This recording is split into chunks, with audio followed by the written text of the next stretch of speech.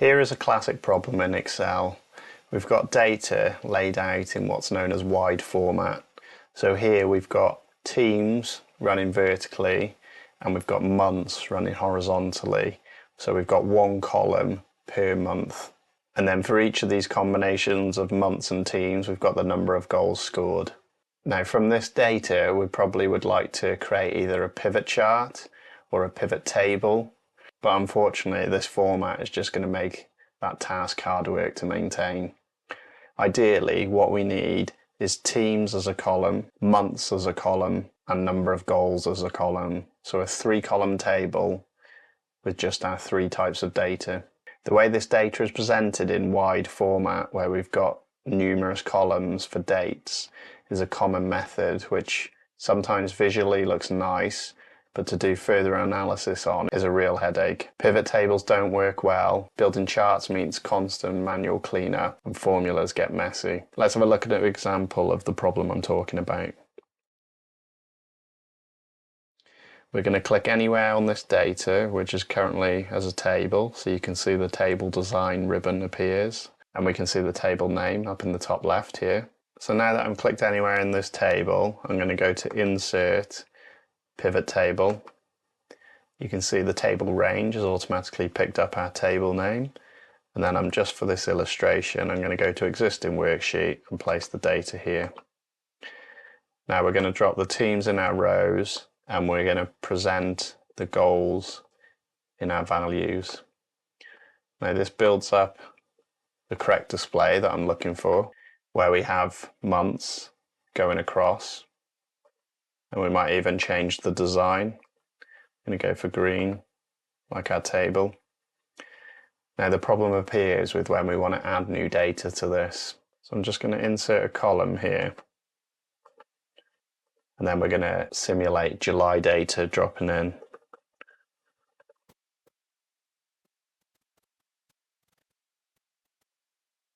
So now that July data has been added to our data set, if we right click on our pivot, because July is actually a new field or column within our data set, it doesn't automatically appear into our pivot table. We'd need to drag it down into here, into our values.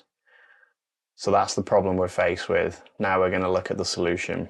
The solution for this is unpivoting. So by unpivoting, we turn this messy wide format data into what's known as long format. And that means one row in our resulting table will give us a clean observation of the data relating to it. So this table will become, and then this particular entry here would end up with Man City in the month of Jan with 12 goals. This particular entry would be 10 goals in the month of Feb for Man City. This particular entry would be West Ham July 0. Once we've established this clean data set in long format, this will be perfect for working within Excel or Power Pivot or even Power BI. Okay, so first step is we need to get this data into Power Query.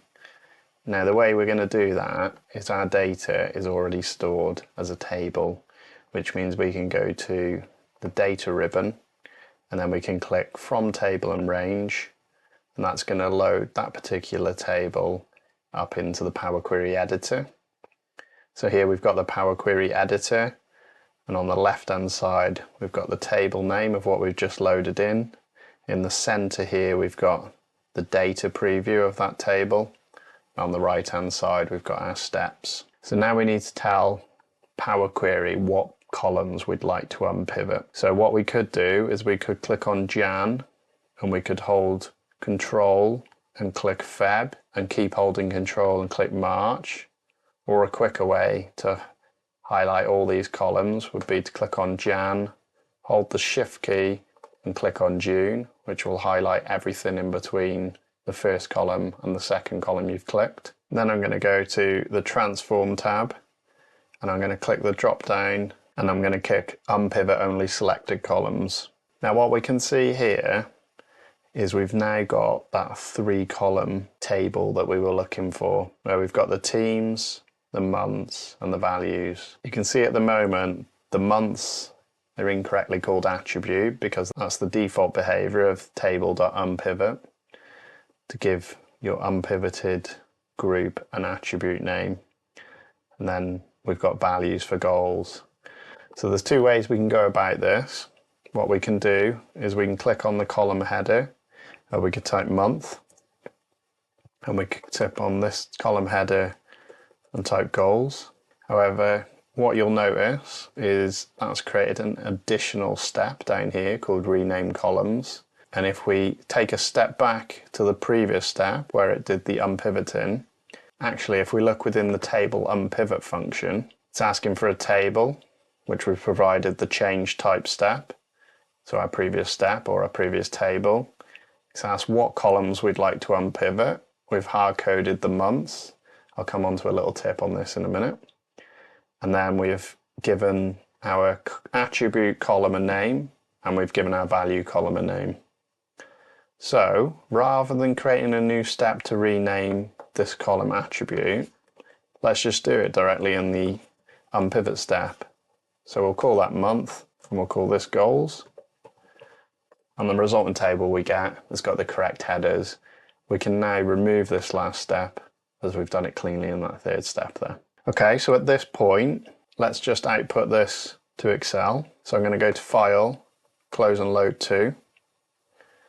And I'm just going to place this table to the right of our existing table. Now I'll show you a little problem with what we've done here. So if we were to add in July again, I'm just going to go to this other sheet and I'm going to rob the July data we simulated earlier. So I'm going to paste values this in. Now I'm going to right click on my query and I'm going to click refresh, and that's refreshed. However, what you'll notice here is we've ended up with the column of July not unpivoted. So for Man City for July, we've got 9 goals. However, that's displaying all 9 goals against every single row where we've got unpivoted data. So let's go back into the query. We're going to go to, we could double click on the query here to go back in, or we could go up to Data tab, Get Data, Launch Power Query Editor, or I'm just going to use the keyboard shortcut, Alt and F12. So I'm going to click back onto that query. And then notice anything in red here is where we've said specifically what we want to unpivot. Now in that step I've told it Jan, Feb, March, April, May, June, nothing about July, which is why July has remained as a column rather than an unpivoted column. So you'll notice if I edit this M code to add on July in double quotes within that list, and then if we go to the end and press enter, July now correctly becomes an unpivoted column within the data, and we're back to that 3-column data set that we were after. So to make this more dynamic and to allow for all the additional months to come here, what we could do is if we go back to this second step before the unpivot, this time I'm going to just select the team column, and I'm going to go to transform, and I'm going to click unpivot other columns. Now what that's going to do is generate using Table.Unpivot other columns, and you can see the only thing we're hard typing into this as a variable is the team column. So we're saying unpivot any other column in the data set other than team.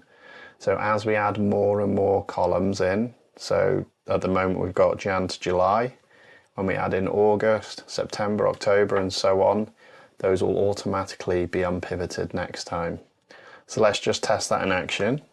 So if you remember, we tidied up these column headers. I'm going to do the same. So our attribute will be called month and our value will be called goals. And then I'm just going to delete this unpivot that we used originally. I'm going to click up to File, Close and Load. We've got a nice clean table again with all our months in. Let's just test that out. We're going to go to Insert and we're going to put in August, and I'm just going to put in some random numbers again.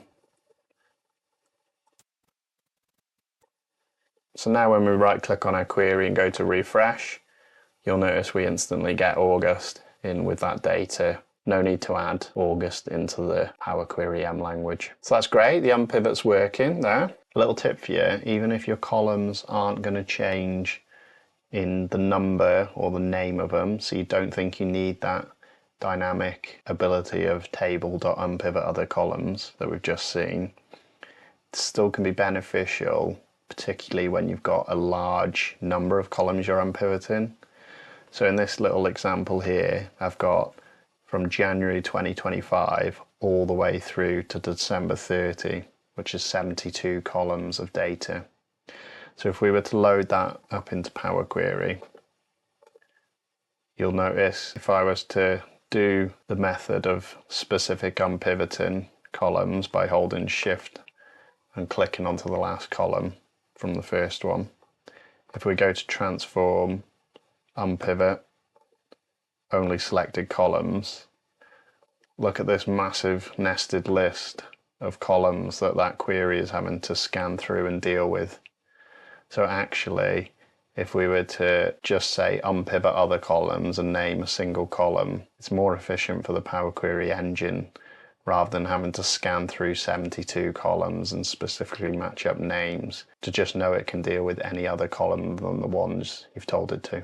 So let's just see a pivot table in action, like the original problem we saw where we'd have to drag the month in manually to our values fields.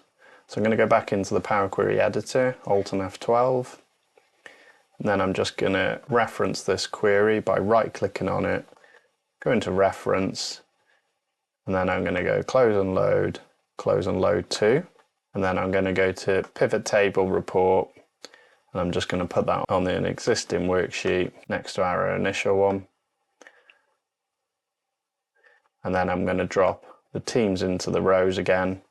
I'm going to put the goals into the values, and I'm going to pop the months into the columns. I'm just going to change the formatting so that it's the same as our one above.